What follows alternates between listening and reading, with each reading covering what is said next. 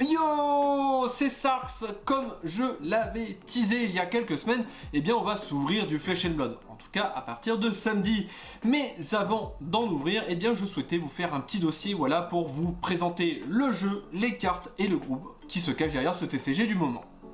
Donc, Flesh and Blood a été créé par le petit studio indépendant de Legend Story Studio. Originaire d'Auckland, en Nouvelle-Zélande, leur objectif est très simple: créer un jeu de cartes.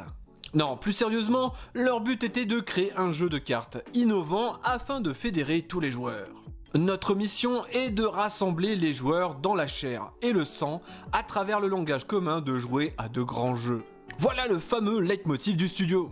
Ils ont volontairement délaissé la possibilité d'un jeu digital au profit du jeu physique, et ont donc préféré faire vivre leur jeu au travers des rencontres et des joueurs eux-mêmes grâce aux tournois organisés dans les boutiques locales. On peut dire qu'ils ont préféré le jeu en chair et en os. Et leur jeu se porte clairement bien, car depuis 2019, le jeu compte actuellement 6 séries qui chacune rajoute plus de héros et de complexité au jeu. Mais alors, comment on y joue ? Nous avons ici un jeu de cartes un peu plus atypique, où il vous faudra, en plus de construire un deck de cartes, vous équiper d'armes et d'armures afin de faire couler le sang.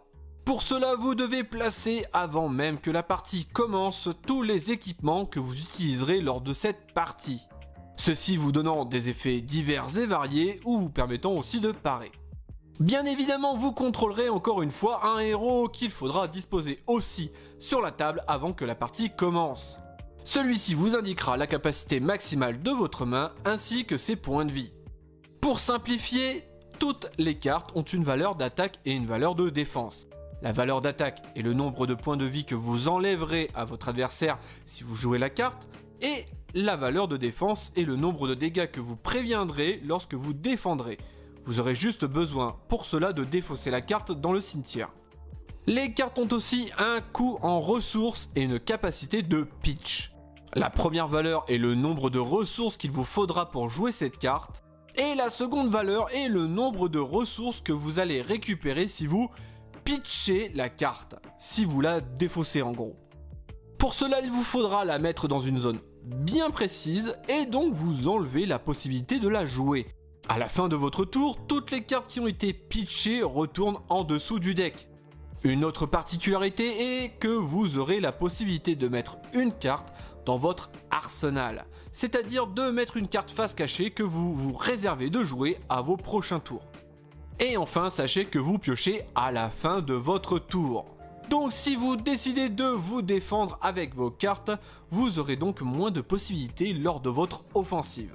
C'est à peu près les grandes lignes des mécaniques sympathiques que Flesh and Blood vous propose.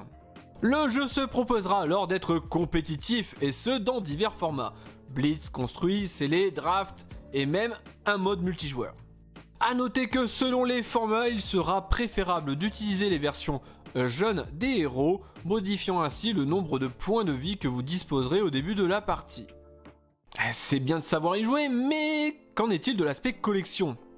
Flesh and Blood dispose de plusieurs niveaux de rareté pour ses cartes. Rare, super rare, majestique, légendaire et fable. Les sets comportent un nombre de rares, super rares, majestiques variables. Mais toutes les séries comportent une seule et unique fable et environ 5 à 6 légendaires. Les cartes peuvent être foil ou cold foil. Les premières sont présentes en un exemplaire dans tous les boosters et pouvant être de toutes les raretés. Et la deuxième peuvent être trouvées en 1 voire 2 exemplaires dans une display de première édition. Et enfin, il existe de nombreuses cartes promo qui sont distribuées lors d'événements et de tournois. Tout ça pour dire que les aspects de la collection sont assez vastes et intéressants chez le TCG de Flesh and Blood. Voilà, c'était vraiment un petit dossier pour vous présenter de manière rapide et complète ce TCG qu'on va ouvrir pendant 2 semaines, et on commence dès samedi, voilà. Comme ça, je vous donnerai mes impressions sur ce TCG et mes retours par rapport à la collection dessus, voilà. Sur ce, merci d'avoir regardé, je vous dis à samedi, tirez de bonnes cartes, tchuss.